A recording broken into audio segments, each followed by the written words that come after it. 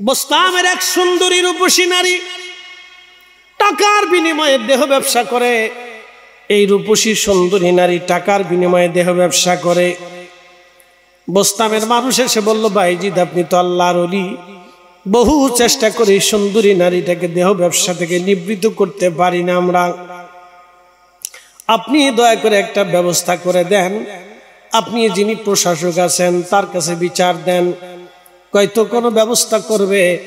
বাইজিদ বোস্তামি রহমাতুল্লাহ আলাইহি তিনি বললেন, ঠিক আছে আপনারা চলে যান, কালকের ব্যবস্থা আমি করব। পরের দিন বিকেলবেলা বাইজিদ বোস্তামি কিছু অর্থ করি স্বর্ণের দিনার নিয়ে রওনা করলেন, দেরহাম নিয়ে। স্বর্ণের দেরহামগুলি নিয়ে রওনা করলেন। হেঁটে হেঁটে ওই পতিতা নারীর বাড়ির সামনে, ঘরের সামনে যে দাঁড়ায় ডাক দিলেন। শহরের মানুষ চিন্তা করলো, হায় হায়, বাইজিদ বোস্তামি কেন এই সুন্দরী পতিতা নারীর কাছে আসছে? বুঝি রে বাইজিদেরও মনে হয় জেনা করার মন চাইছে।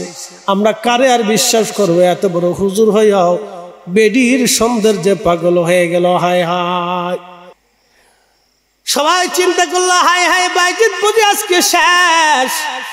বাইজিদ বোস্তামি মহিলার সামনে যা বলেন, এই মেয়ে বলো তোমার রাতের মূল্য কত? বলে হুজুর এত দিরহাম। এত টাকা দিলে কি তুমি সারা রাত্র আমার জন্য হবে? বলে হ্যাঁ হব। আমি যা বলবো তুমি কি তাই শুনবে? বলে হ্যাঁ হুজুর, আপনি যা বলবেন আমি তাই শুনবো। সারাটা রাত আমি আপনার জন্য হয়ে যাব, যা বলবেন আমি তাই করব, আমার দেহ সব আপনাকে দিয়ে দেব। বাইজিদ বোস্তামি দিনারের ব্যাগটা, দেরহামের ব্যাগটা হাতে দিয়ে বললেন, তাহলে নাও তোমার দেরহাম, তুমি বুঝিয়ে নাও। দেরহাম বুঝে পাওয়ার পরে বললেন, হুজুর যা বলবেন তাই। বলে এক্ষুনি চলো। বলে কোথায়? আমার হুজরায়। বিকেল বেলা রওনা দিয়ে হেঁটে হেঁটে আসে। মহিলা পিছে পিছে, বাইজিদ বোস্তামির সামনে সামনে। শহরের মানুষ দেখে রে বাইজিদ ওই পতিতা নারীরে নিয়া হেঁটে হেঁটে তার হুজরার দিকে যায়। হাজার হাজার মানুষ চিন্তায় পড়ে গেল, হায় হায়, যার কাছে সলিউশন চাইলাম তা নিয়ে আজকে মনে হয় ভূতে ধরছে। সরিষার ভিতরে ভূত, তো ভূত তাড়াবো কেমনে? সরিষার ভিতরে ভূত ঢুকে বসে রয়েছে। যারে চাইছিলাম ভূত তাড়াবে, এখন দেখি সেই নিজেই ভূতের পাগল হয়ে গেছে। সর্বনাশ, আজকে উপায় কি? বাইজিদ বোস্তামি জেনা করবে, তা কি করে হয়? সবার ভিতরে গুঞ্জন লেগে গেল, হাই হাই হলো কি? সবার মধ্যে গুঞ্জন, হাই হাই হলো কি? বাইজিদ বোস্তামি রহমাতুল্লাহ আলাইহি তিনি মহিলাকে অন্দর মহলে নিয়ে চলে গেলেন। অন্দর মহলে নিয়ে যাওয়ার পরে বাইজিদ বোস্তামি রহমাতুল্লাহ আলাইহি তাকে বললেন, মা, তোমাকে আমি নিয়ে এসেছি আমার জেনা করার জন্য না, আমার কামনা বাসনা প্রবৃত্তি নিবারণ করার জন্য না। আমি বাইজিদের জন্য, সারা রাত্রের জন্য তুমি আমার কাছে নিজেকে বিক্রি করে দিয়েছ। মা, তুমি আবার গোসলখানায় চলে যাও, উত্তম ভাবে পাক সাফ হয়ে তারপরে আসো। এইদিকে মহিলা গোসলখানায়, হাম্মামখানায় চলে গেল। বাইজিদ বোস্তামি রহমাতুল্লাহ আলাইহি ঘরের অভ্যন্তরে সুন্দর করে একটা আলাদা রুম নির্মাণ করে দিলেন, কাপড় টানাইয়া পর্দা করে দিলেন, পর্দা করে জায়নামাজ বিছাই দিলেন। ওই মহিলা গোসল করে পাক সাফ হয়ে আসার পরে বাইজিদ বোস্তামি রহমাতুল্লাহ আলাইহি মহিলাকে ডাক দিয়ে বলেন, মা, তুমি এই ঘরের এই পাশে যাইয়া সুন্দর করে জায়নামাজে দাঁড়ায় যাও। আজকে সারা রাত তুমি নামাজ পড়বা, এটাই আমার হুকুম। আমি যা বলবো তুমি তাই শুনতে চাইছো। আজকে তোমার সাথে কোনো জেনা হবে না, আমি আমার মন খায়েশ পূর্ণ করবো না রে মা। আজকে তুমি জায়নামাজে সারা রাত নামাজ পড়বা। চিৎকার মেরে জোরে বলেন আল্লাহু আকবার।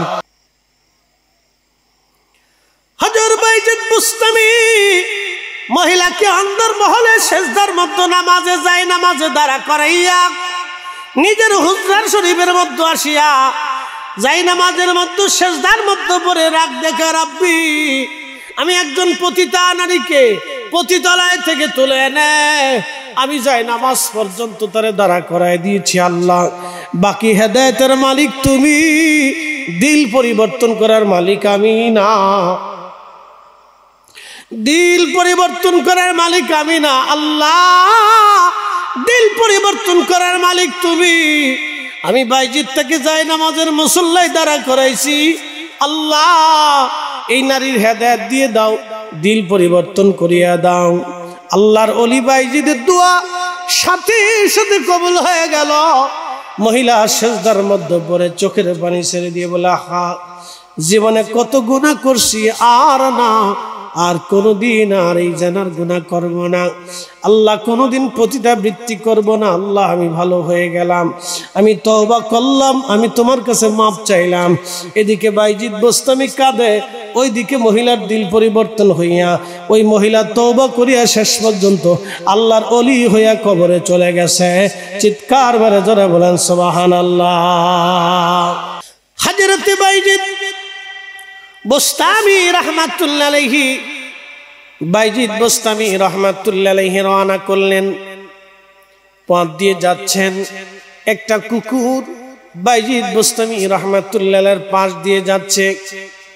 ওলি কামিল হযরত বাইজিদ বোস্তামি রাহমাতুল্লাহ আলাইহি তিনার জুব্বাখানা টেনে ধরলেন, যাতে কুকুরের গায়ের সাথে জুব্বাখানা লেগে না যায়। এই ঘটনাখানা আল্লামা ইমাম বদরুদ্দিন সেরহিন্দি রাহমাতুল্লাহ আলাইহি হাজারাতুল কুদসের মধ্যে তিনি লিখেছেন।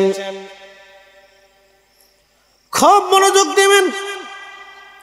হযরতে বদরুদ্দিন সেরহিন্দি নকশবন্দি মুজাদ্দিদ রাহিমাহুল্লাহ তিনি লেখেন, বাইজিদ বোস্তামি রাহমাতুল্লাহ আলাইহি নিজের জুব্বাখানা টেনে উঠাইলেন। টেনে যখন উঠাইলেন তখন কুকুর, আমি জানি ও বাইজিদ, আমার গা যদি ভিজা থাকে, তোমার গায়ে যদি লাগে, তাহলে তোমার কাপড় নাপাক হয়ে যাবে। বাইজিদ, আমি এটাও জানি তুমি ওই কাপড় পানি দিয়ে ধৌত করলে কাপড়টাও পাক হয়ে যাবে। কুকুরেও মাসালা কয়, চিন্তা করেন, কুকুরেও মাসালা কয়। আমাদের দেশে বহু মুসলমান আছে, যদি জিজ্ঞাসা করি গোসলের ফরজ কয়টা, অনেক মুসলমান এই মাসালাও জানে না, কিন্তু বিয়ে করছে 40 বছর পার হইছে। কথা কন না কেন? রাজুরবাসী মনোযোগ দিয়ে শুনে নামেন। বাইজিদ বোস্তামির কুকুরে ডাক দে বলে, বাইজিদ, কাপড়খানা যদি আমি সুন্দর করে তুমি ধৌত করো, পানি দিয়ে কাপড় পাক হবে।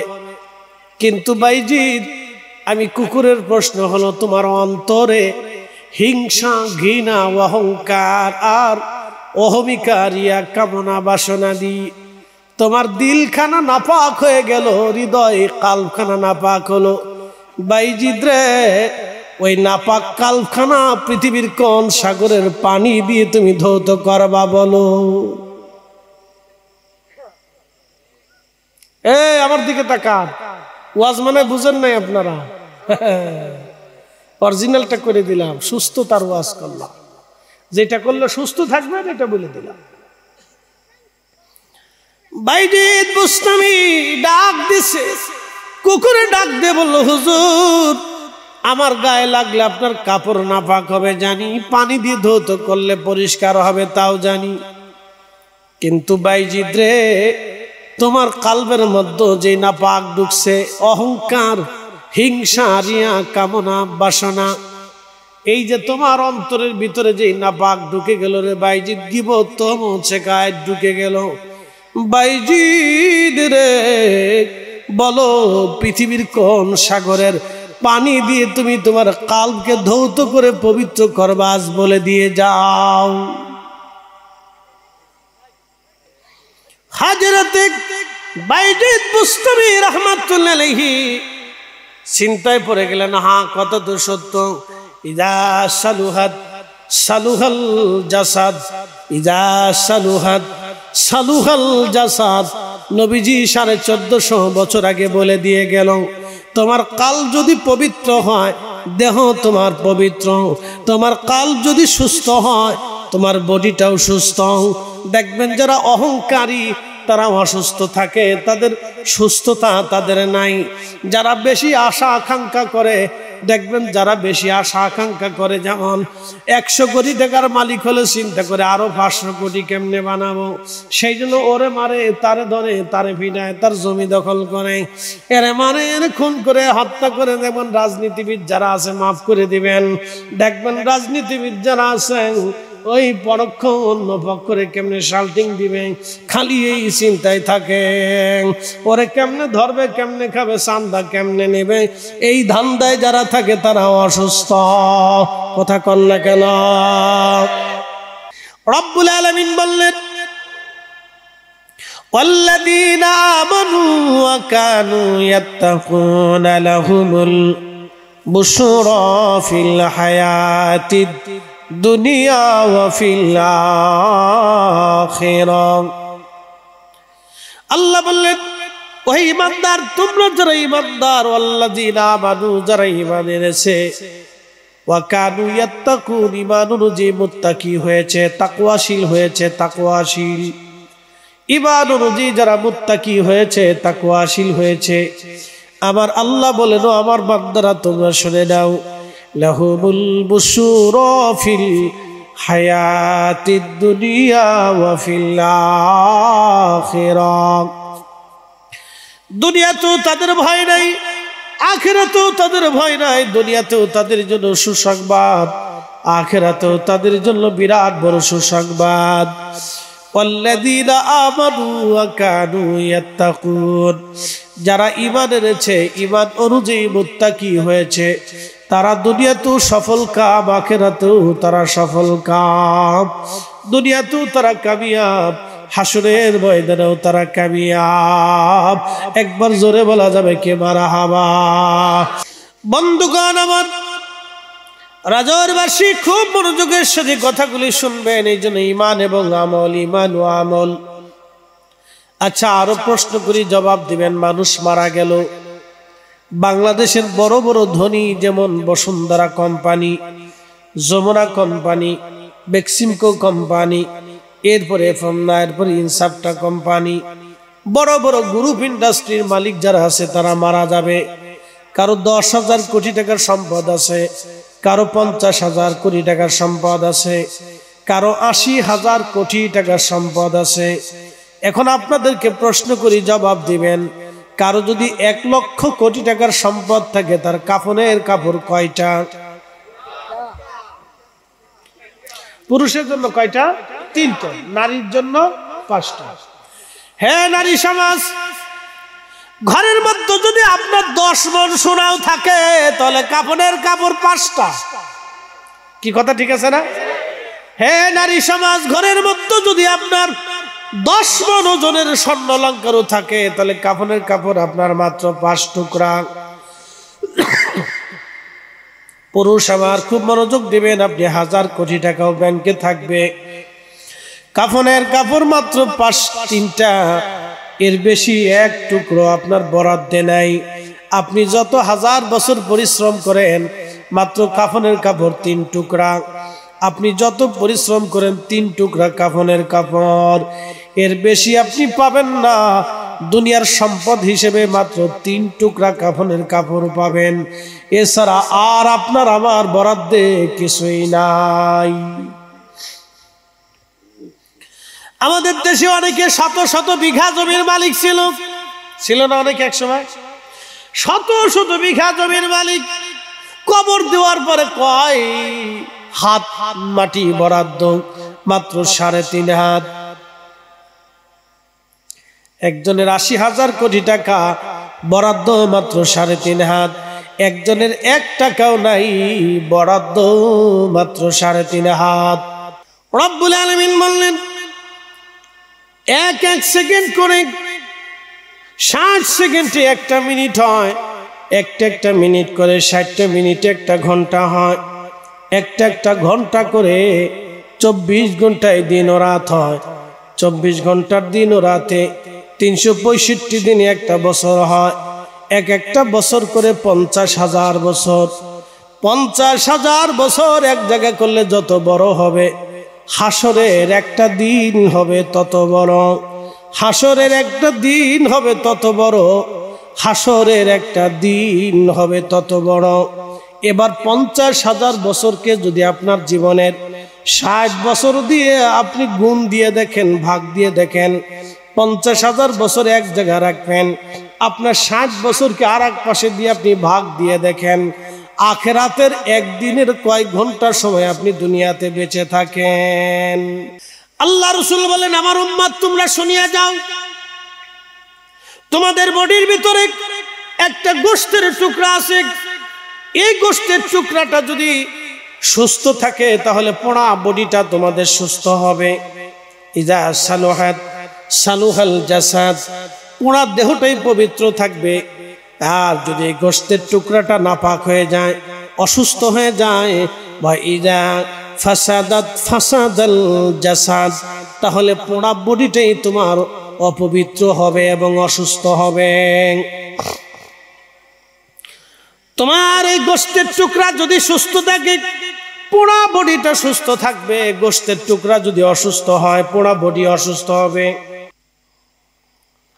প্রিয় উপস্থিতি হাজিরিন, আবু মুসলিম আল খাওলামির স্ত্রী একদিন ডাক দিয়ে বলল, আবু মুসলিম আল খাওলামির বিবি ডাক দিয়ে বলল, স্বামী গো, ঘরের মধ্যে কোনো আটা রুটি কিছুই নাই, বাচ্চারা ক্ষুধার্ত, আপনি একটু আটা রুটি নিয়ে আসেন। বলতেছে, বিবিরে, আমার হাতে পকেটে কোনো পয়সা করি নাই, আমি কি করে আটা রুটি আনবো? বলতেছে, স্বামী আমার, আপনি আটা রুটি কিনে নিয়ে আসেন, আমি চড়ক করে সুতা কেটে সুতা বানাইয়া কিছু 2 দিরহাম পয়সা রুটি করেছিলাম, এই 2 দিরহাম আপনি নিয়ে যান, এই 2 দিরহাম দিয়ে আপনি আটা রুটি নিয়ে আসেন। স্ত্রীর সুতা দিয়ে সুতা কাটা টাকা দিয়ে টাকা নিয়ে রওনা করলেন, বাজারে গেলেন। বাজারে যাওয়ার পরে আবু মুসলিম আল খাওলামি আটার দোকানদারের পাশে যে আটার দাম দর জিজ্ঞাসা করতেছিলেন। ঠিক এমন সময় এক ভিখারি এসে হাত পেতে বলল, এমন সময় এক ভিখারি এসে হাত পেতে বলতেছে, হুজুর, আপনি কিছু ভিক্ষা দয়া করে আমাকে আল্লাহর হস্তে দেন, আমি ভিখারি, আমারে কিছু ভিক্ষা দয়া করে আপনি আল্লাহর হস্তে আমারে দেন। বিরাট পরীক্ষা, অনেক সময় ভিখারি এসে হাত পাতে না, ফেরত দিয়ে না। কিন্তু আল্লাহ কোরআনে বললেন, ওয়া আম্মাস সাইলা ফালা তানহার ওয়া আম্মাস সাইলা ফালা তানহার। নবী গো, ভিখারিকে ধমক দেবেন না, উম্মতকে শিখান তারা যেন ভিখারিকে ধমক না দেয়, সাইলকে যেন ধমক না দেয়, ভিখারিকে যেন ধমক না দেয়। আমরা অনেক সময় ভিখারিকে ধমক দিয়ে পাঠাই দেই, ধমক দেবেন না। নদীর এপার ভাঙে ওপার গড়ে, এই তো নদীর খেলা, সকাল বেলার ধনী রে তুই ফকির সন্ধ্যা বেলা, সকাল বেলার ধনী রে তুই ফকির সন্ধ্যা বেলা। আমাদের এলাকায় একজন ধনী ছিল, কয়েকশো বিঘা সম্পত্তির মালিক ছিল। সে চিন্তা করলো, আটটুসি দরবারে এত হাজার হাজার গরু যায়, মানুষ যায়, এত সুন্দর আটটুসি দরবারে বিরাট বড় মজমা হুজুর মিলাইছে, আমি একটা মজমা মিলাবো। আটটুসি হুজুরের সাথে পাল্লা দিয়ে সে বাড়িতে গরু ছাগল জবাই দিয়া বিরাট একটা মজমা মিলাইলো। আমার এলাকা বাস্তব ঘটনা শুনেছি, 80 দশকে আমার বড় ভাইরা জানে, আমি তখন মনে হয় যে মারফেটে আসছি, বড় ভাইদের কাছে শুনছি। 80 দশকে একজন কয়েকশো বিঘা সম্পত্তির মালিক, আমাদের এলাকার সবচেয়ে বড় জমিদার ছিল, সে বড় জমির মালিক ছিল। এই লোকটা পাল্লা দিয়ে হুজুরের সাথে বাড়িতে মজমা মিলাইল। প্রত্যেক বছর 8-10টা 20টা গরু জবাই করে সুন্দর করে মাহফিল সাজাইতো।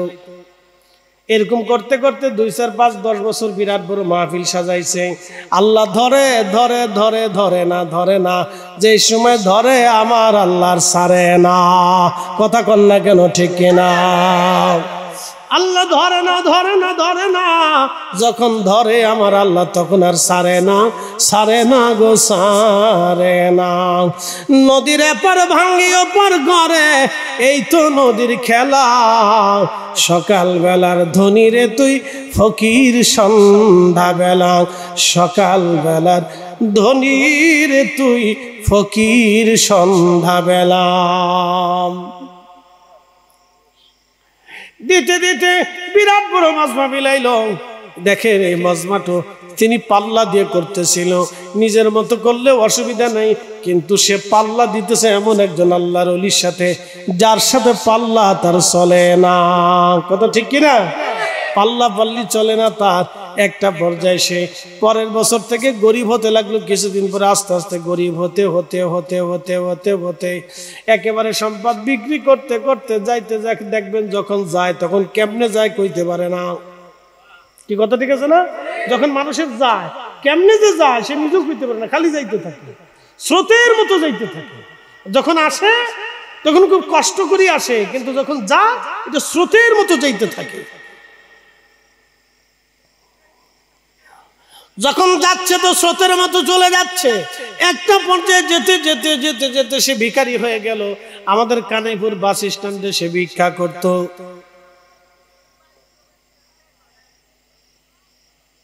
কি করত? একসাথে বলেন, কি করত? ভিক্ষা। আমাদের কানাইপুর বাস স্ট্যান্ডে ভিক্ষা করত। ভিক্ষা করতে যায় বাসের নিচে পড়ে মরে গেল। একদিনের অনেক টাকার ধনী পাল্লা দিতে যায় ভিক্ষা করে মরল। এই জন্য অলিদের সাথে পাল্লা পাল্লি চলে না। কথা কন না কেন? অলিদের সাথে পাল্লা পাল্লি, কোন অলির সাথে পাল্লা পাল্লি দিবেন না। যারা বুজুর্গ আছে তাদের সম্মান অনেক করতে। এই জন্য জীবনে দেখবেন না আমি কোনো পীরের দুর্নাম করছি, আমার এই জবানে নাই, এগুলো আমি বাদ দিচ্ছি, এগুলো নাই। আমার হুজুর কোনোদিন করে নাই, করছে? জীবনে শুনছেন? কিন্তু হুজুরের মানুষে গাইলিছে, হুজুর কোনোদিন বলে। এই যে বলছি এটা অপবিত্র হলে এটা নষ্ট হয়ে যায়। গীবত করলে কাল নষ্ট হয়, কাল নষ্ট হলে তার দোয়া কবুল হয়। এই জন্য কেউ যদি গীবত করে বুঝবেন হুজুরের দোয়া কবুল হয় না। কথা ক্লিয়ার? কোন হুজুর যদি গীবত করে তা বুঝবেন হুজুরের দোয়া কবুল হয় না, তার কাল নষ্ট, সে অসুস্থ। প্রিয় উপস্থিতি, খুব মনোযোগ দেবেন। আল্লাহ কোরআনে বলেন, ওয়া আম্মাস সাইলা ফালা তানহার। হাবিব উম্মতকে বলে দেন তার জন্য ভিখারিকে ধমক না দেয়, ভিখারিকে যেন তাড়িয়ে না দেয়। আল্লাহর নবী বলেন, সাহাবীরা তোমরা কি জানো কিয়ামতের ময়দানে, কিয়ামতের ময়দানে কে ধনী হবে কে দরিদ্র হবে? সাহাবীরা জবাব দিলেন, আল্লাহু ওয়া রাসূলুহু আলাম, আল্লাহু ওয়া রাসূলুহু আলাম, আল্লাহ ওয়া রাসূলুহু আলাম। আল্লাহ জানে, নবী জানে। নবীজি বললেন, সাহাবীরা তোমরা কি জানো কিয়ামতের ময়দানে মাহশরের মাঠে কার মুখের মধ্যে গোশত থাকবে না? তোমরা কি জানো? বলে আল্লাহ ওয়া রাসূলুহু আলাম, আল্লাহ জানে, নবী জানে। আল্লাহর নবী জবাব দিলেন, সাহাবীরা মাহশরের কঠিন মাঠে আল্লাহর সামনে একদল মানুষ দাঁড়াবে যাদের মুখের মধ্যে কোনো গোশত থাকবে না, মুখের মধ্যে কোনো গোশত থাকবে না, চেহারার মধ্যে কোনো গোশত থাকবে না। তারা কারা জানোনি? যাদের কাছে কোনো জানজাকারী ভিখারি এসে ভিক্ষা চাইলো, আল্লাহর হস্তে ভিক্ষা চাইলো, সে ভিক্ষা দিল না কিন্তু দূর দূর করে তাড়িয়ে দিল। এই সমস্ত মানুষের চেহারা কিয়ামতের ময়দানে কোনো গোশত থাকবে না, তাদের চেহারায় কোনো গোশত থাকবে না, তাদের চেহারায় কোনো গোশত থাকবে না। যারা দুনিয়াতে কোনো ভিখারি ভিক্ষার জন্য জানজা করলো, আল্লাহর হস্তে ভিক্ষা চাইলো, কিন্তু সে ভিক্ষা না দিয়ে তাড়িয়ে দিল, ধমক দিয়ে তাড়াইলো, তার চেহারার মধ্যে কোনো গোশত থাকবে না, তার চেহারার মধ্যে কোনো গোশত থাকবে না। এই জন্য কোনো ভিখারিকে তাড়াবেন না, কোনো ভিখারিকে তাড়াবেন না। আবু মুসলিম আল খাওলামি রাহমাতুল্লাহ আলাইহি চিন্তা করলেন, হায় হায়, ভিখারি আমার দরজাতে আসছে, এখন আমার হাতের মধ্যে আছে 2 পয়সা, 2 দিরহাম আছে, তাও ইটা কেটে 2 দিরহাম বানাইছে, বাড়ির মধ্যে আটা নাই, চাল নাই, ডাল নাই। এখন আমি যদি তোরে ভিক্ষা দিয়ে দেই তাহলে চাল ডাল নেওয়া হবে না, আর চাল ডাল যদি নিয়ে যায় তো ভিক্ষা দেওয়া হবে না, আর আমি তারে নিষেধ করতে পারবো না, কারণ আল্লাহ তার রাসূল নিষেধ করে দিয়েছে। একসাথে বলেন আল্লাহু আকবার। না ওই যে অনেকেই সিমটিম মেরে দিচ্ছে, কারণ সারাদিন গরম পড়ছে তো এখন বাতাস লাগছে না, বাতাস আসার সাথে শরীরে একটা মজা এসে গেছে, মারাত্মক মজা। একটু জোরে নারে তাকবীর। হ্যাঁ ঠিক আছে ঠিক আছে, একটু জবান খুলে দেন। আল্লাহুম্মা সাল্লি আলা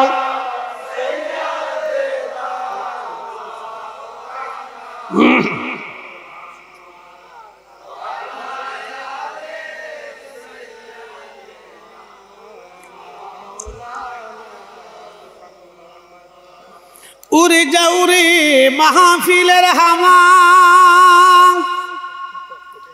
যাউরে উড়ে মদিনায়,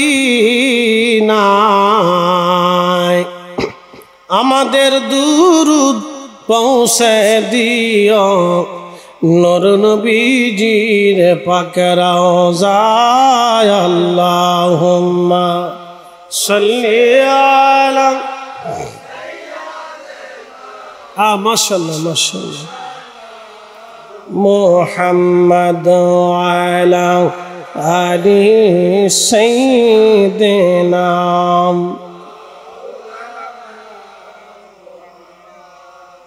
আবু মুসলিম আল খানাবী চিন্তায় পড়ে গেলেন, হাই হাই করবো কি? চিন্তা করলেন না, আমি একটু পাশ কেটে চলে যাই, যদি ভিখারি চলে যায় আমি একটু পাশ কেটে চলে যাই, মানে নিষেধও করবো না, রাগও করবো না, তারাই দেবো না, আমি একটু পাশ কেটে চলে যাই। আবু মুসলিম আল খাওয়ালামি আস্তে করে পাশ কেটে যাইয়া আর এক রুটির দোকানে, আটার দোকানে যায় দাঁড়াইছে। কিছু ভিখারি আছে দেখবেন ভিক্ষা না দিলে পাশ ছাড়ে না, ঠিক আছে না? আমি এই সিলেট যাওয়ার সময় শেরপুর একটা স্ট্যান্ড আছে, তো গাড়িটা আস্তে করে দাঁড়া করাইয়া ভিতরে আমরা জানলাটা লাগিয়ে দিয়ে বললাম, চিন্তা করলাম এখানে একটু বিশ্রাম নেই, এত দূর না জাননি তো গাড়ির এই বড় আমরা গাড়ির সিট ভেঙে দিয়ে চুপচাপ একটু বিশ্রাম করতেছি। ভিখারি একটা আইয়া এই যে দরজা গুতাইতেছে, বাপরে বাপ, তার গুতার ইচ্ছে 5 মিনিট খালি গুতাইছে, খালি টক টক টক টক টক করে মারতেছে। শেষ পর্যন্ত ভিক্ষা নিয়েই ছাড়ছে, দেওয়ার পরে পরে শান্তি হয়েছে। তো কিছু ভিখারি আছে পাঁচ ছাড়ে না। আরেকদিন আমি যেতেছি সঙ্গী মাজু খান মাহফিল করার জন্য, তো যাওয়ার সময় এক ভিক্ষু করছে, হুজুর আমার কিছু ভিক্ষা দেয়। তা আমি 2 টাকা বাইর করে ভিক্ষুকে দিচ্ছি, দেওয়ার পরে 2 টাকা ফেরত দিয়ে কয়, হুজুর আমি 2টা ভিক্ষা লই না, বুঝছেন? আমি কই তুমি এত বড় জমিদার, তো ভিক্ষা করতে আইসো কে? হুজুর দিলি দেন, নাহলে উল্টে 5 টাকা আপনারা দিয়ে গেলাম। বুঝছে নি কা? সারা বছর মানুষ আমার দিক চেয়ে রয়েছে, আমি বলি আরে খুদা ইজ্জত গেছে গেছে। পরে ফার্স্টে দেখবে বাপ তুই মাফ করা পারে যা।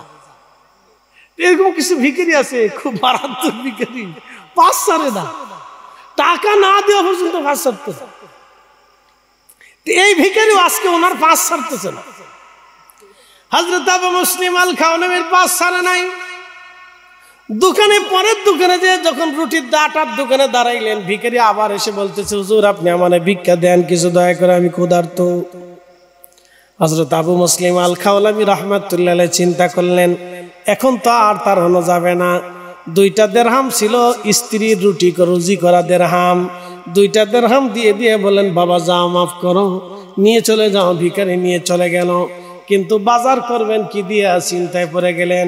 এটা স্ত্রীর কামাই, নিজের কামাই না। যারা স্ত্রীর কামাই খান তারা জানেন স্ত্রীর ঠেলা কেমন।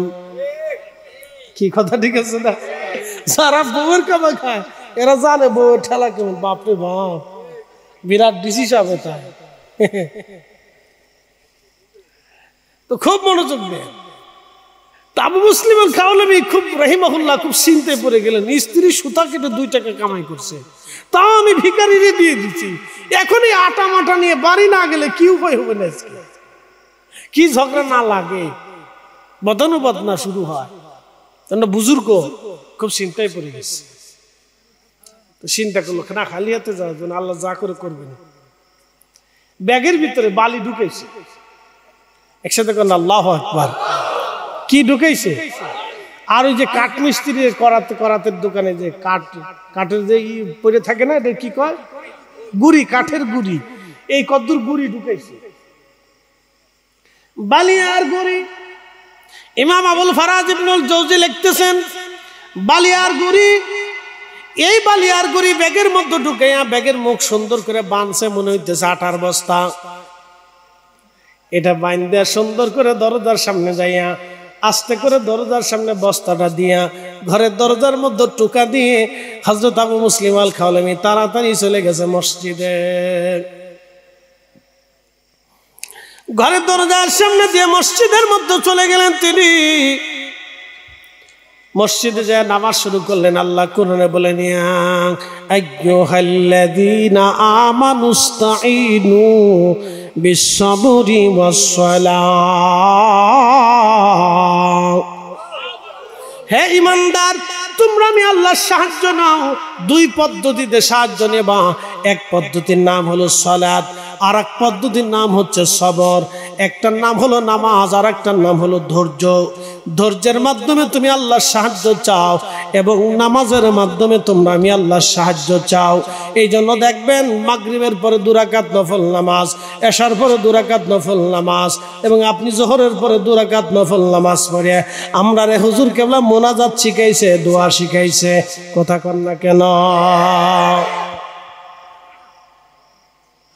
এখন আপনি বেদাত বেদাতকে শিলিলুর সাথে আমরা কিছু যায় আসে কিছু না। এটা আল্লাহর কোরআন থেকে সাবমিট। একসাথে কর না মারহাবা। কি থেকে সাবমিট? কোরআন থেকে।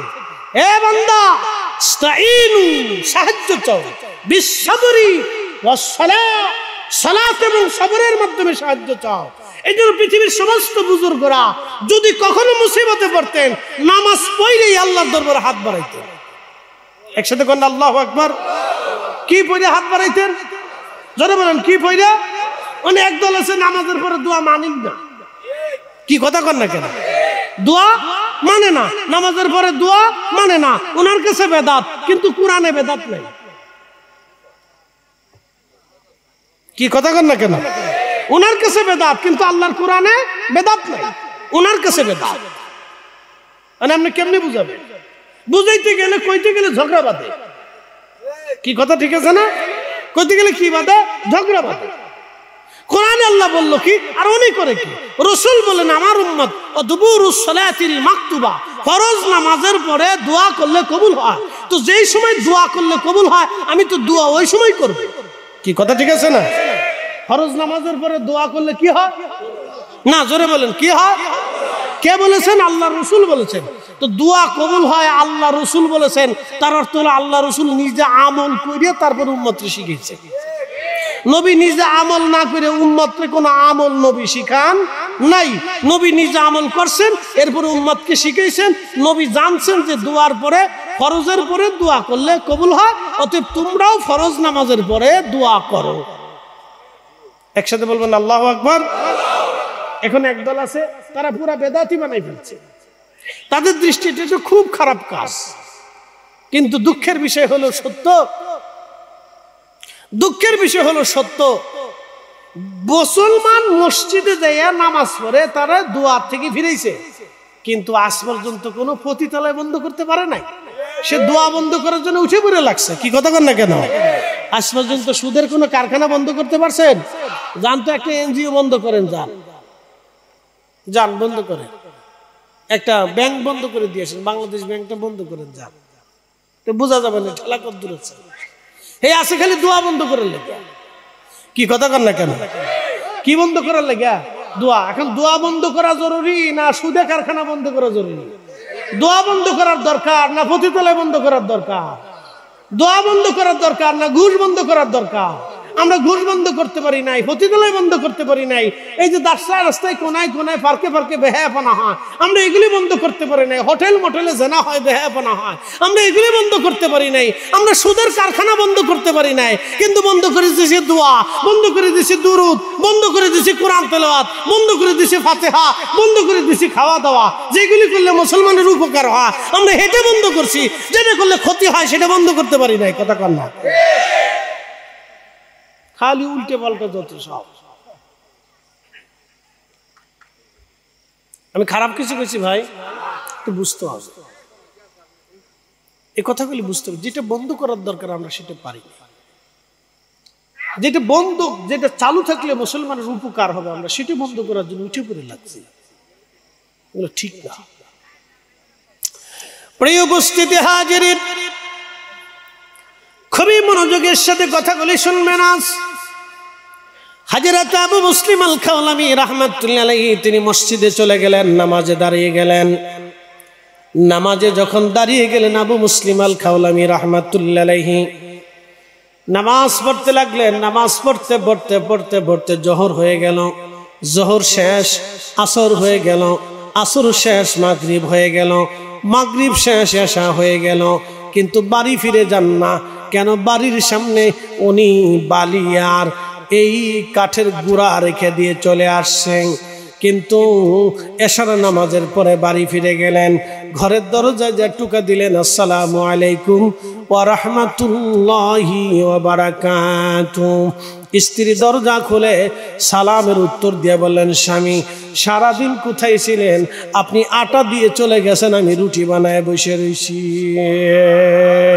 এই না, জোরে বলেন আল্লাহু আকবার। না না, আরো জোরে বলেন, ওই আল্লাহ আসেনি? জোরে বলেন, ওই আল্লাহ আসেনি? ওই আল্লাহ আছে।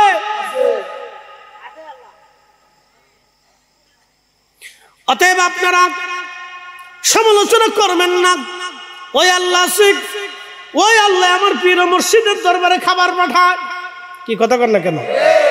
ওই আল্লাহ খাজা বাবা আজমিরের দরবারে খাবার পাঠায়, ওই আল্লাহ মুজাদ্দিদ আল ফিসানির দরবারে খাবার পাঠায়, ওই আল্লাহ ফিলিস্তিনে হযরত ইব্রাহিম খলিলুল্লাহর সেই লঙ্গরখানা এখনো চালু, সে আল্লাহ ইব্রাহিম খলিলুল্লাহর লঙ্গরখানায় খাবার পাঠায়। ওই আল্লাহ হুজুর গাউসে পাকের দরবারে খাবার পাঠায়, বড় বড় ওলিদের দরবারে ওই আল্লাহ খাবার পাঠায়। কথা বলেন ঠিক কিনা?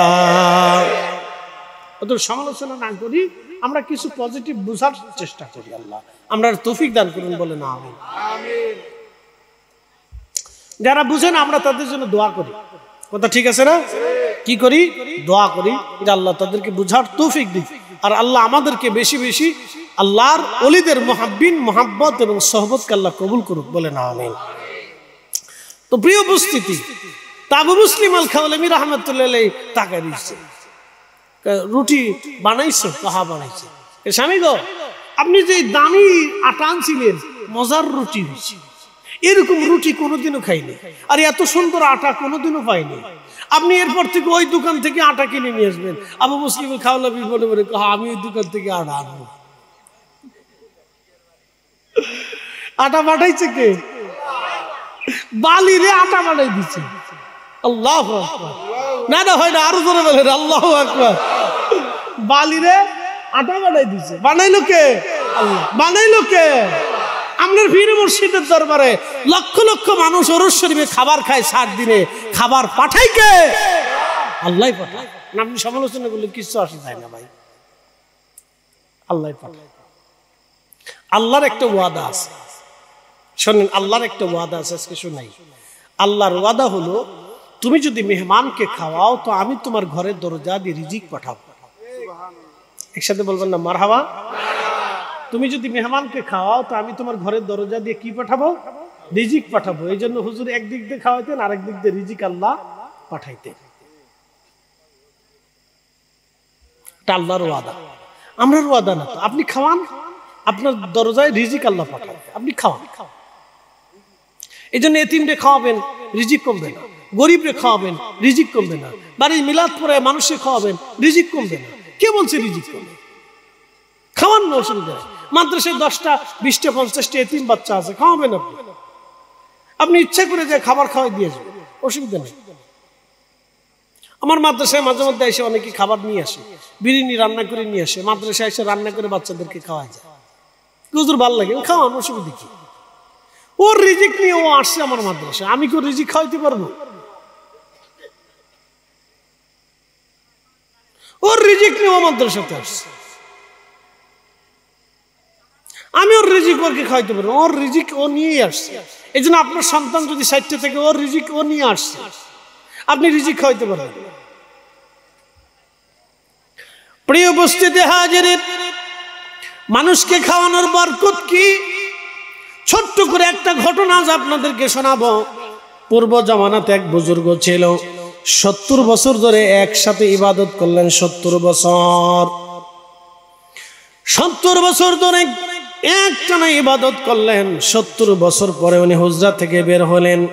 বের হওয়ার পরে দেখলেন এক সুন্দরী, অপরূপ সুন্দরী নারী। এই সুন্দরী নারী দেখে সুন্দরী নারীর মোহে পড়ে তিনি পড়ে গেলেন। সুন্দরী নারীর সাথে সম্পর্ক করলেন। একটা পর্যায়ে তিনি জানা করলেন।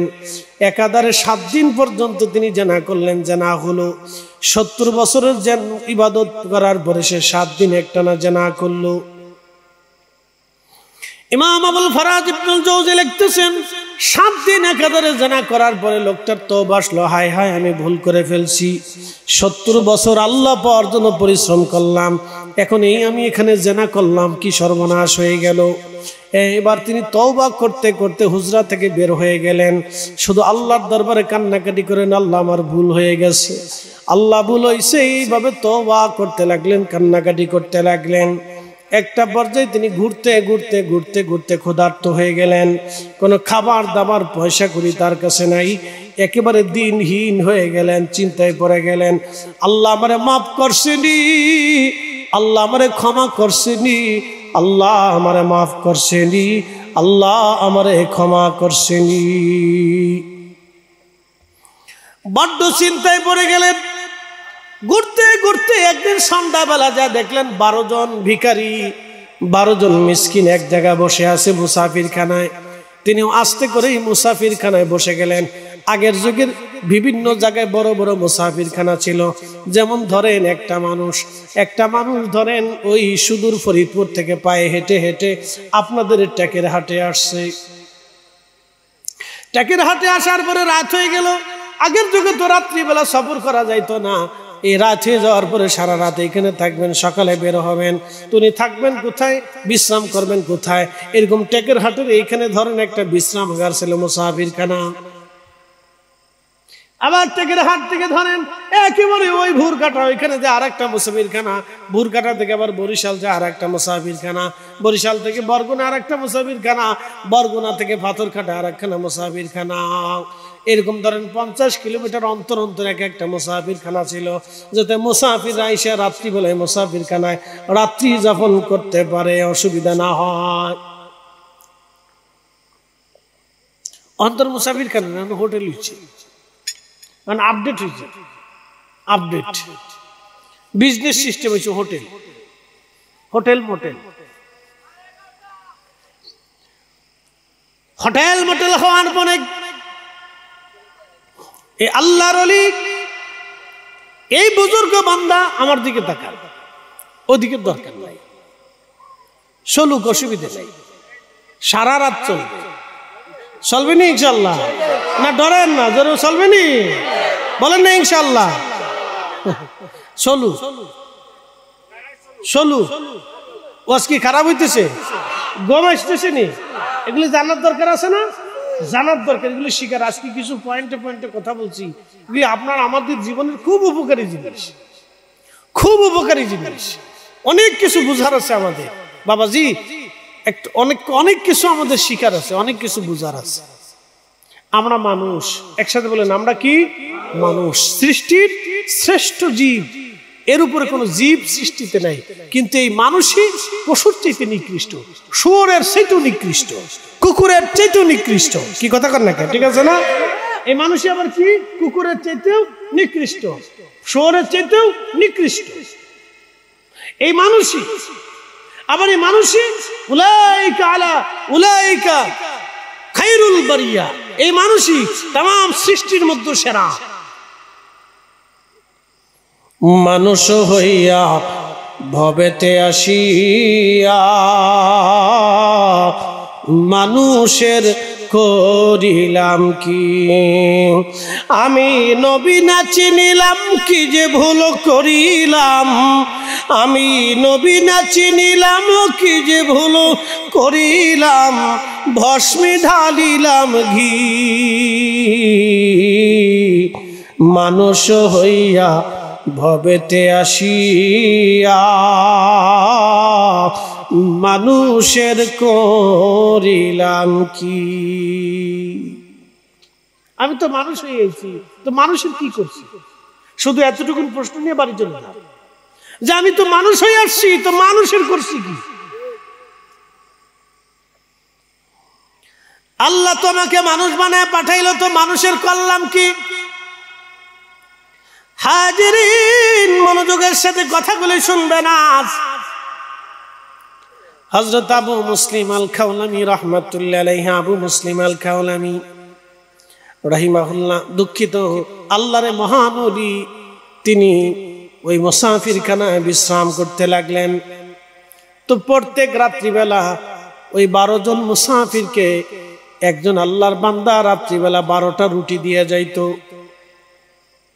12 জন মুসাফিরকে রাত্রিবেলা আল্লাহর একজন বান্দা 12টা করে রুটি দিয়ে যাইতো।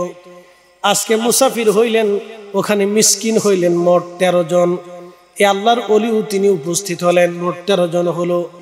একজন আল্লাহর বান্দা 12টা রুটি নিয়ে আসছে, তিনি সবাইকে 12টা রুটি দিয়ে দিলেন, কিন্তু একজন ভিখারি একটা রুটি পেল না।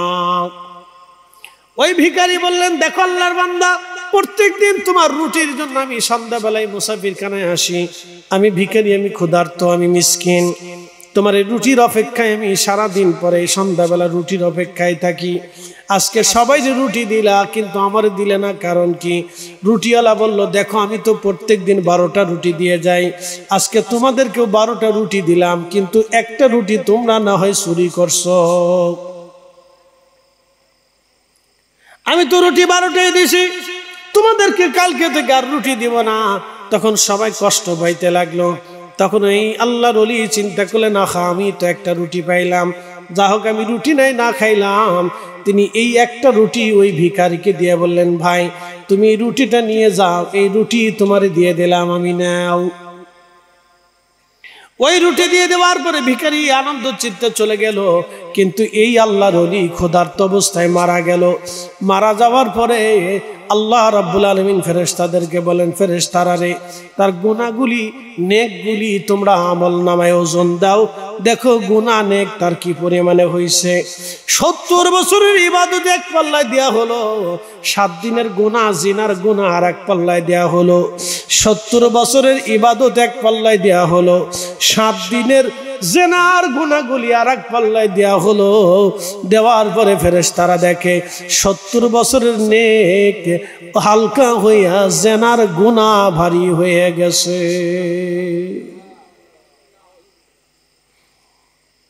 70 বছরের ইবাদত একেবারে শেষ, 7 দিনের জিনায় তার সব শেষ হয়ে গেল। ফেরেশতারা ডাক দিয়ে বলে, ইয়া রব, তোমার এই বান্দার 70 বছরের ইবাদত আজ হালকা হয়ে গেছে। আল্লাহ 7 দিনের জেনাগুলি তার ভারী হয়ে গেছে। আল্লাহ, আমার আল্লাহ ডাক দে বলেন, ফেরেশতারা না, এখনো তার আমল বাদ রয়ে গেছে, তার একটা রুটি এক পাল্লায় দাও, আর 7 দিনের জেনার যাবতীয় গুনাহগুলি আর এক পাল্লায় দাও। একটা রুটি যে ভিখারিকে দান করেছিল, একটা রুটি তুমি এক পাল্লায় দাও, আর জীবনের সমস্ত গুনাহ আর এক পাল্লায় দিয়ে দাও। ফেরেশতারা সমস্ত গুনাহগুলি এক পাল্লায় দিল, আর একটা রুটির দান এক পাল্লায় দিয়ে দিল। ফেরেশতারা ডাক দেখে, রাব্বি, আল্লাহ, রুটির ওজন বেশি হয়ে গেছে, গুনাহর ওজন হালকা হয়ে গেছে। কখনো তোমাকে যদি ভুলি, কখনো তোমাকে যদি ভুলি, হেদায়েতের আলো জেলে নিয়কাশ তুলি, কখনো তোমাকে যদি ভুলি, হেদায়েতের আলো জেলে নিয়কাশ তুলি, ঠাই দিও প্রিয়তম গো, ঠাই দিও প্রিয়তম অগমহিয়ান, তুমি রহমান, তুমি মেহেরবান। অন্ধ গাহে না শুধু তোমার গুণগান, অন্ধ গাহে না শুধু তোমার গুণগান, বুঝেও বুঝে না তবু শান, তুমি রহমান, তুমি মেহের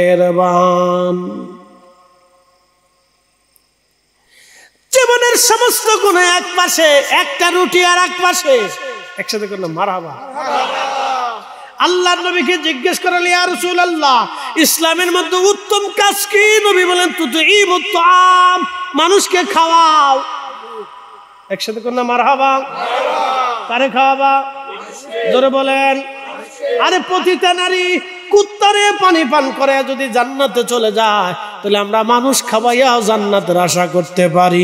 কথা কোন ঠিক কিনা? এই জন্য বাড়ি মিলাদ পড়াইয়া তাবারক খাওয়াবেন, কোন মেহমানকে বাড়ি থেকে মাহরুম করবেন না। কি কথা আছে? ঠিক আছে নি? মিলাদ শরীফ পড়ে কি করবেন? তাবারক খাওয়াবেন, কোন মানুষকে মেহমানকে মাহরুম করে পাঠাবেন না। আপনার বাড়িতে আমারও দাওয়াত দিচ্ছেন, আমি এখানে আইছি, আমি কি শখ করে আইছি? জোর করে আইছি? তা আপনার আমার দাওয়াত দিয়েছেন, এখন আনার পরে আপনি খাইতে দিলেন না, তো কেমন হইল? হইল নি? মেহমানের খাতির যত্ন হইল নি? হইল না, আদৌ হইল না। কারণ একজন আমার খুব ভালোবাসে, হুজুর আপনার ওয়াজ শুনি, বিরাট ভক্ত আমি আপনার, হুজুর সারা রাত ওয়াজ শুনি, আসেন আমার বাদ চলে। তো বাদ গেছি, বাদ যাকে হুজুর বসেন, বসে টসে তুই এই লোকটা চলে গেছে, সারাদিন আর খোঁজ নাই,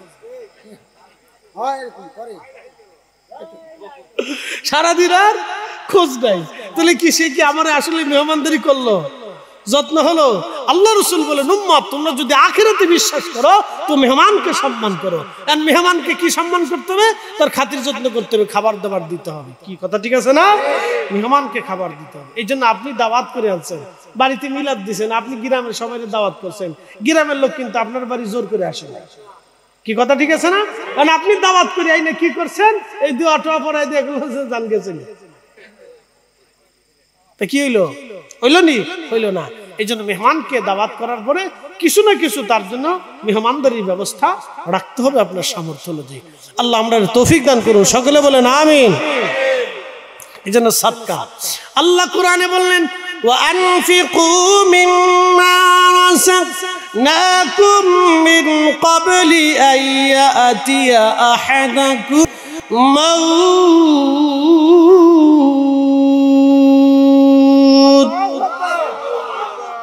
فيقول رب لولا أخرتني إلى أجل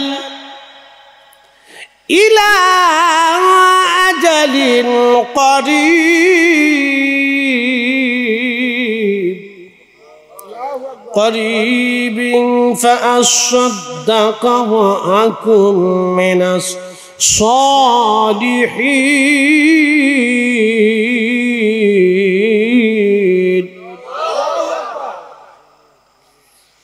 রব্বুল আলামিন বললেন, হে আমার বান্দা, তোমার রিজিক থেকে, তোমার কোথা থেকে? রিজিক থেকে তুমি আল্লাহর পথে ব্যয় করো, আল্লাহর পথে ব্যয় করো তোমার রিজিক থেকে। তোমার মৃত্যু আসার আগে তুমি তোমার রিজিক থেকে আল্লাহর পথে তুমি ব্যয় করো, তোমার মরণ আসার আগে। আর যদি তোমার রিজিক আল্লাহর পথে তুমি ব্যয় না করো, তাহলে আমার বান্দারা শুনে রাখো, ফায়াকুন রাব্বি, কিয়ামতের ময়দানে তোমরা আফসোস করবে আর বলবে, আল্লাহ লাউলা আখারতানি ইলা আজালিন করিম, আমারে আবার দুনিয়াতে পাঠাও, ফাসাদদাকা, বেশি বেশি করে তোমার পথে দান করব, ওয়া কুম মিনাস সালিহিন, নেককারদের অন্তর্ভুক্ত হয়ে যাব। আল্লাহ সেদিন বলবেন, ওয়ালা ইউআক্খিরাল্লাহু নাফসান ইযা জাআ আজালুহা,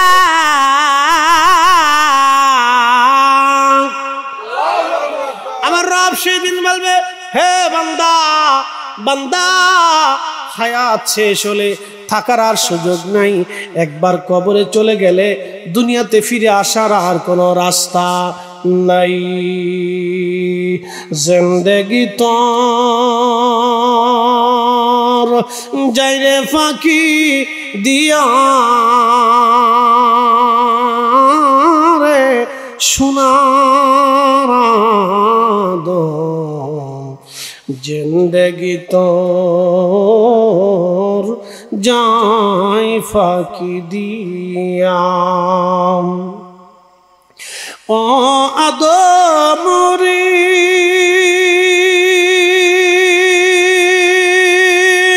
পাক ধরিয়া গেছে দাড়ি, দন দিগন্ত আছে গোটা চারি সমন জারি গিয়াছে করিয়ারে সোনার আদম জিন্দেগি তো যাই ফাঁকি দিয়া। এসেছেন যত নবী সকলের ইমাম, সালাম নবী তোমায় হাজারো সালাম ইয়া নবী।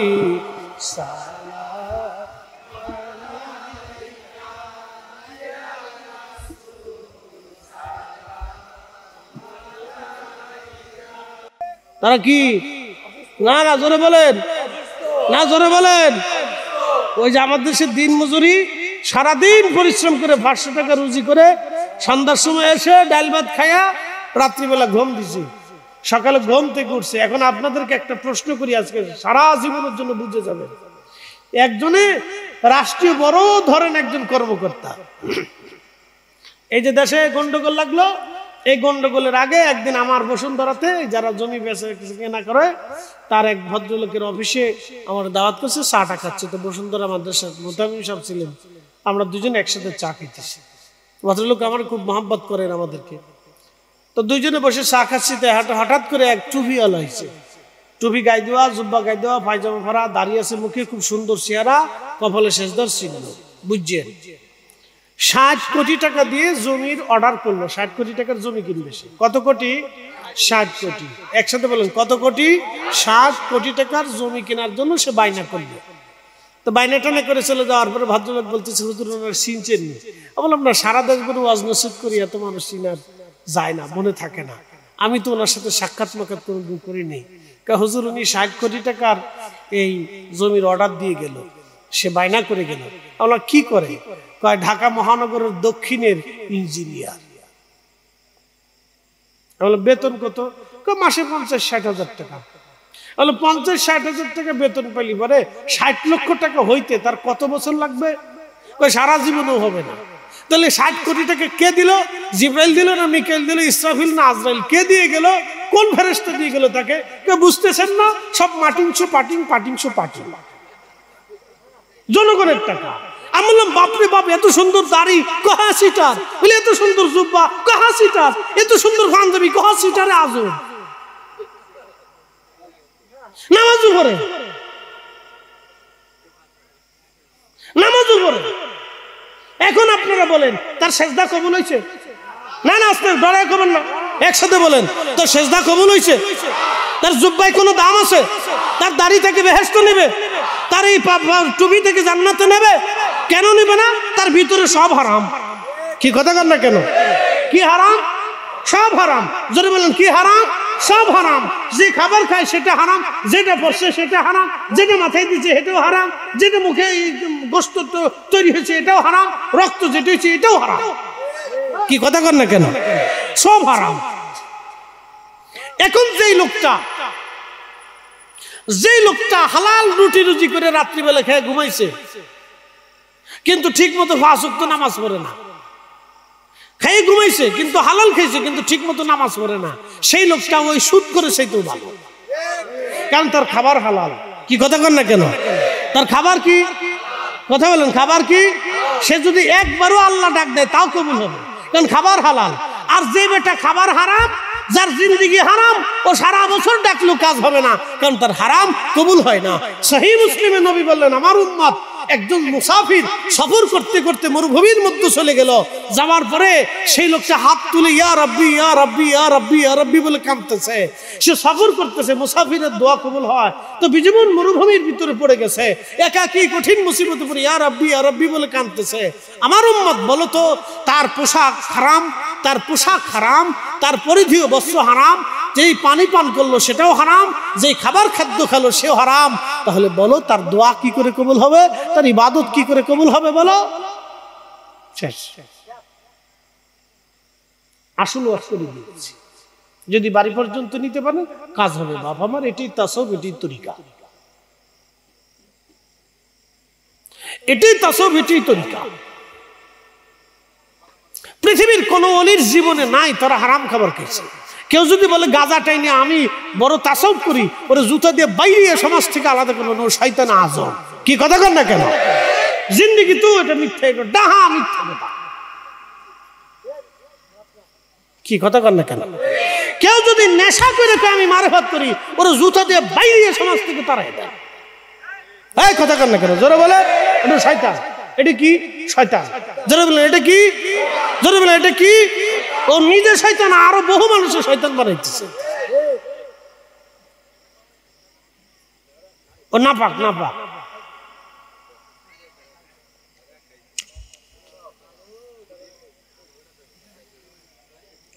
কষ্ট হইতেছে নি আপনাদের? বেজার টেজার হইতেছেন নি? আমি আগে কিছু উচিত কথা কিন্তু চলবে না, কিন্তু আমি এমনি ওয়াজ করি। কেউ খুশি হইলে হোক, বেজার হইলে হোক, গিয়া ও সাথে আমার কিছু করার আশেপাশে নেই। আমার ওয়াজ শুনে যদি 10 জন মানুষও বুঝে, কিয়ামতের ময়দানে আমার নাজাতের জরিয়া হবে ভাই। একদিন মাটির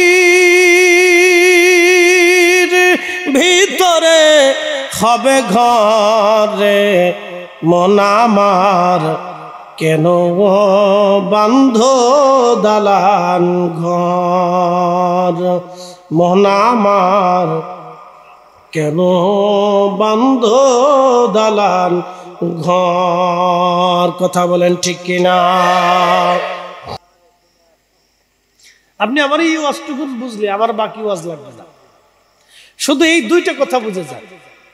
আপনি 1000 কোটি টাকার মালিক হলো 3 টুকরা কাপড়, আপনি 1000 বিঘা সম্পত্তির মালিক হলো 3.5 হাত।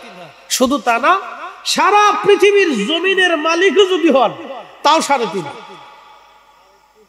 কি কথা ঠিক আছে না? কয় হাত? 3.5 হাত। তারপরে আমরা মারামারি, কাটাকাটি, অন্যের জমি দখল করা, অন্যের টাকা মেরে দেওয়া, অন্যের সম্পদ ভক্ষণ করা, শুধু এই চিন্তা ফিকিরের মধ্যে থাকে, শুধু এই চিন্তার ভিতরে থাকে। এই জন্য আমরা ওলি হইতে পারি না। যারা পৃথিবীতে ওলি হয়েছিলেন তারা দুনিয়াকে লাথি মারতেন, দুনিয়ার রাজা বাদশাদেরকেও লাথি মারতেন। তারা দুনিয়ার কোন রাজা বাদশার সাথে সম্পর্ক রাখতেন না। তারা বলতেন রাজা বাদশাদের টাকা আর অর্থের ভিতরে গরিবের রক্ত লেগে থাকে, জালিমের জুলুমের রক্ত লেগে থাকে, রাষ্ট্রীয় সম্পদের ভিতরে গরিবের রক্ত লেগে থাকে, মজলুমের রক্ত লেগে থাকে। এই জন্য তারা দুনিয়ার কোন রাজা বাদশাদেরকে পছন্দ করতেন না, তাদের থেকে দূরে থাকতেন। দূরে যাও। সুদখোর ঘুষখোর তো প্রশ্নই আসে না, এগুলো তাদের দরজাতেও ঢুকতে পারত না। কি কথা কর না কেন? সুদখোর ঘুষখোর তো প্রশ্নই আসে না। আই সর্বনাশ। প্রিয় উপস্থিতি হাজিরিন, না কষ্ট হইতেছে আপনাদের? কিছু উচিত কথা আসবে, তো আসলেও বলতে হবে, কারণ আমরা বক্তা। কিয়ামতের ময়দানে আল্লাহ জিজ্ঞেস করবে তুমি বক্তব্য কি দিছো? তাই আমি বলবো যে আল্লাহ মুরগি খেয়েছিলাম, অনেক পদের তরকারি খেয়েছিলাম আল্লাহ। তো বিপদ আছে, যত মজা তত সাজা। অনেক বক্তাদের জিহ্বা কিয়ামতের ময়দানে কাটা হবে, অনেক বক্তাদের জিহ্বা কিয়ামতের ময়দানে কি করা হবে? কাটা হবে। কঠিন হবে সেই দিন। এই জন্য আমরা বক্তব্য যেটা দিব সেটা পরিষ্কার দেওয়ার চেষ্টা করব। আল্লাহ যেন আমাদেরকে কবুল করুক। সকলে বলে না আমি।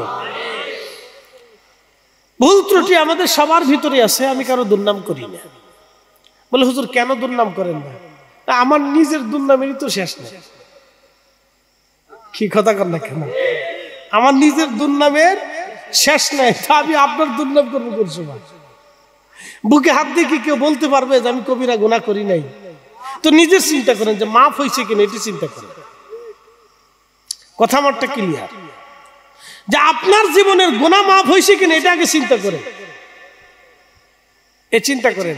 চার দোকানে আমাদের দেশে বহুত মুফতি সাহেব আছে, বাপরে বাপ, চার দোকানে বসলে এটার ভুল হয়েছে, হেতে হয়েছে, হেতে হয়েছে, হেতে হয়েছে, হেতে হয়েছে, হেতে হয়েছে, দুনিয়ার যত ইতিহাস কিসে কাহিনী ওই জায়গায় চলতে থাকে। বাপরে বাপ, কত বড় রাজনীতিবিদ, সমরনীতিবিদ, একবারে আপনার কি বলে প্রধান উপদেষ্টা ডক্টর ইউনূসকে পর্যন্ত ফেল করে ফেলছে। ডক্টর ইউনূস অর্থনীতির কিছু বুঝে না, এরা যেইভাবে বুঝে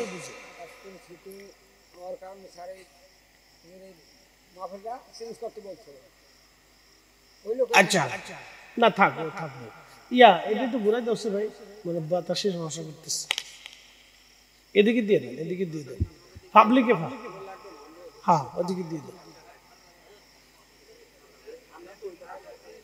সবচেয়ে ভালো হয়তো পর্দা উঠাই দিলে আল্লাহর বাতাসই কত সুন্দর বাতাসা ছিল মাশাআল্লাহ একসাথে বলি আল্লাহু আকবার এখন সুদ এবং ঘুষ নিয়ে দুইটা কথা বলি আমি বেশি দলিল দেব না দুইটা শব্দ উচ্চারণ করি আচ্ছা বলেন তো আপনারা চিন্তা করলেন ফরিদি হুজুরের ওয়াজ খুব ভালো তো ওয়াজ নসিহত শুনে চিন্তা করলেন আজকে রাত্রে আর ঘুমাবো না এই চিন্তায় মসজিদে ঢুকলেন সুন্দর জুব্বা গায়ে দিলেন পাগড়ি মাথায় দিলেন চমৎকার একটা জায়নামাজ নিলেন আতর গোলাপ লাগাইন সারা রাত্র নামাজ পড়লেন কিন্তু ওযু নাই নামাজ হবে একসাথে বলেন হবে বলে কারণ কি আপনি পাক না ওযু নাই আপনি পবিত্র না এখন প্রশ্ন আপনি নামাজও পড়লেন রোজাও রাখলেন জিকির করলেন কিন্তু শুয়োরের গোশত খাইয়া রাত্রিবেলা ঘুমাইলেন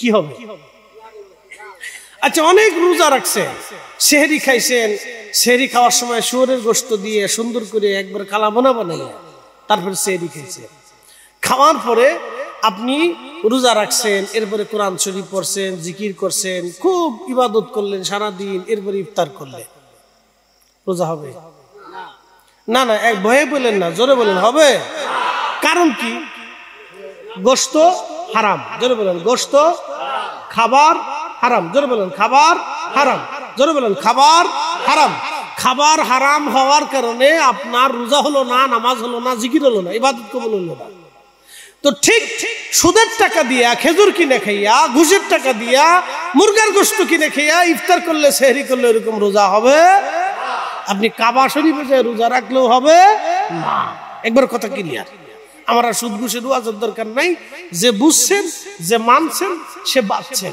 যে মানবেন না সে মরছেন কথা ক্লিয়ার কবর আপনার হাসর আপনার বেশি দিন টাইম নাই কিন্তু যে কোনো সময় শেষ যে কোনো সময় শেষ কোনো গ্যারান্টি নাই কোনো সীমানা আপনার আমার জন্য নির্ধারিত আল্লাহ আমাদের জন্য জানাইয়া দেয় নাই শেষ অতএব বুঝেছো যে আমাদের জীবন গঠন করা উচিত এটার নাম হচ্ছে তরিকা এটার নাম হচ্ছে তাসাউফ মুসলমান হারাম খায় না হারাম খাইলে মুসলমানের কাল জিন্দা থাকে না যারা বলেন মুসলমান হারাম খায় না মুসলমান হারাম খাইলে মুসলমানের কাল জিন্দা থাকে না কাল মরে যায় তখন নামাজ রোজা জিকির ফিকির ওয়াজ নসিহত দোয়া কালাম কিচ্ছু ভালো লাগে না